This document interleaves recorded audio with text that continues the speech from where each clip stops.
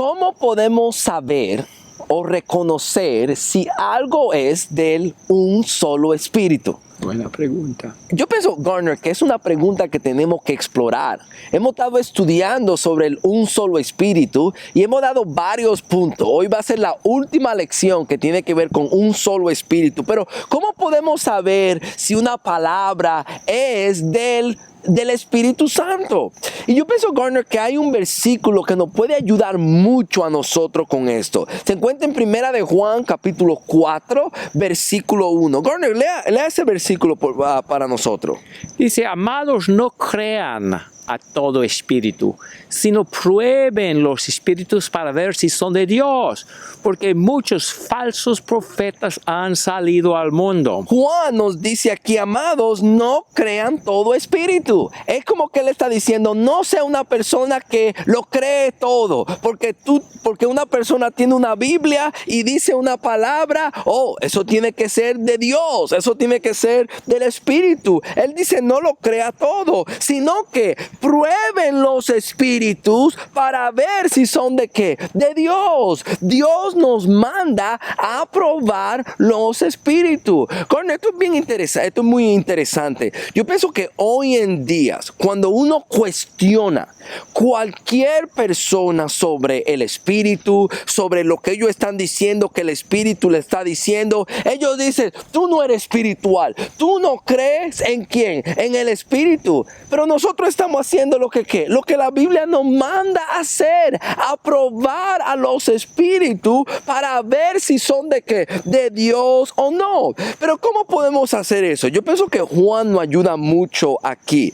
Y para entender este punto, ustedes tienen que ver los pronombres en el versículo del 4 al 6. Por ejemplo, en el versículo 4, él dice, ustedes son de Dios, hablándole a los cristianos.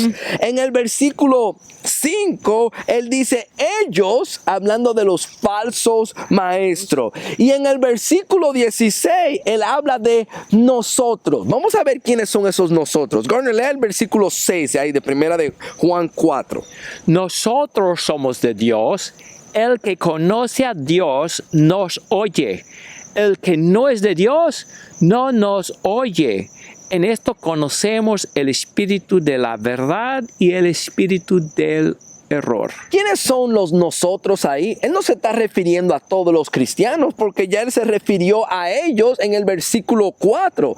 Él se está refiriendo a quiénes, a los apóstoles, sí, a los que tuvieron con Jesucristo, a los apóstoles que Cristo le prometió que lo iba a guiar a toda verdad, y que él dice, nosotros somos de Dios. Podemos estar seguros que los apóstoles son de Dios. El que conoce a Dios, que nos oye.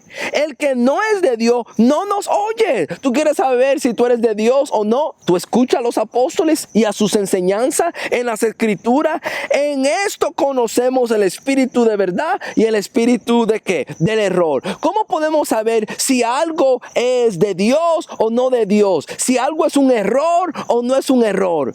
Las palabras de los apóstoles. Tenemos que escuchar a los apóstoles. Yo quiero que pensemos en diferentes aplicaciones de este principio. Hoy en día se habla, ¿cómo podemos saber si un predicador tiene el espíritu? A veces se habla de esa manera.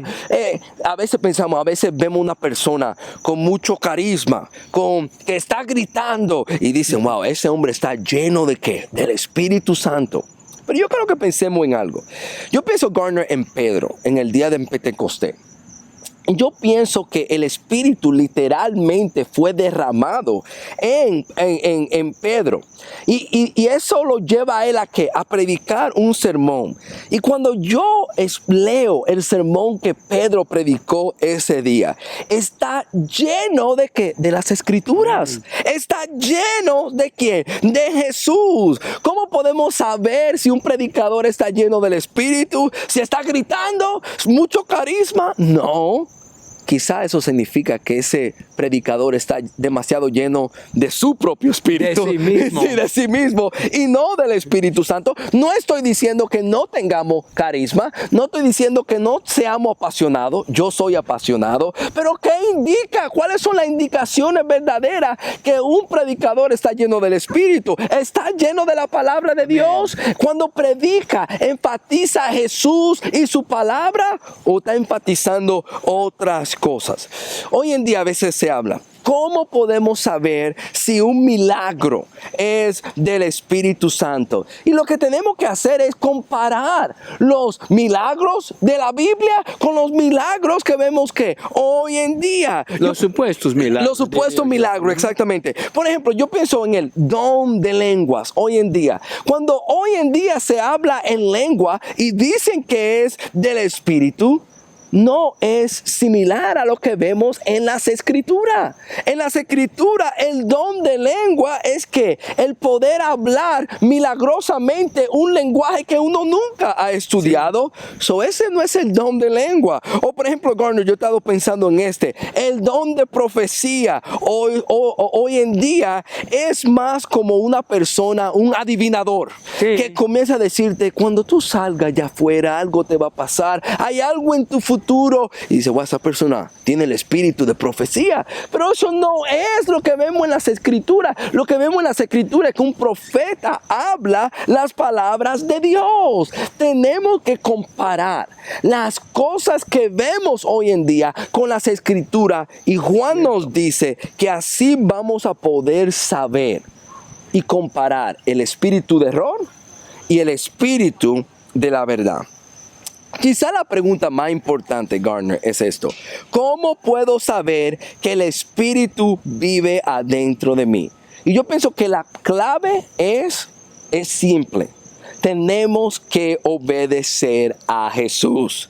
Juan capítulo 14, 15 y 16 dice, si ustedes me aman, guarden mis mandamientos. Entonces yo rogaré al Padre y Él os dará otro consolador para que esté con ustedes. ¿Para qué? Para siempre. ¿A quién Él le promete el Espíritu Santo? A la persona que escucha su palabra y guarda sus mandamientos. Juan capítulo 14, 22 al 24. Judas estaba preocupado de que solamente te va a manifestar a nosotros. Y Jesucristo dice, no. Jesús le respondió, si alguien me ama y guarda mi palabra, y mi Padre lo amará, y vendremos a Él y haremos con Él morada. Amén.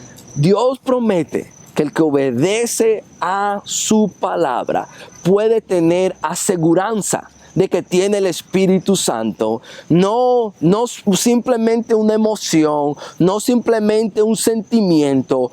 Si guardamos la palabra de Dios, podemos saber que tenemos el Espíritu. Todo comienza primero obedeciendo el Evangelio. En Hechos capítulo 2, cuando Pedro predicó ese sermón y ellos creyeron ese mensaje y dijeron, ¿qué haremos? ¿Qué contestó Pedro? Pedro contestó que se arrepientan cada uno de ustedes y sean bautizados para el perdón de pecado y recibirán el don del Espíritu Santo. Cuando nos arrepentimos, cuando nos bautizamos y tomamos ese paso inicial, recibimos la promesa del Espíritu Santo. Pero todo eso viene cuando nosotros en humildad nos sometemos a la palabra de Dios. Que el Señor nos ayude a someternos a la palabra del Señor y vamos a poder saber que tenemos el Espíritu Santo. Buena serie, Roger. Muchas gracias.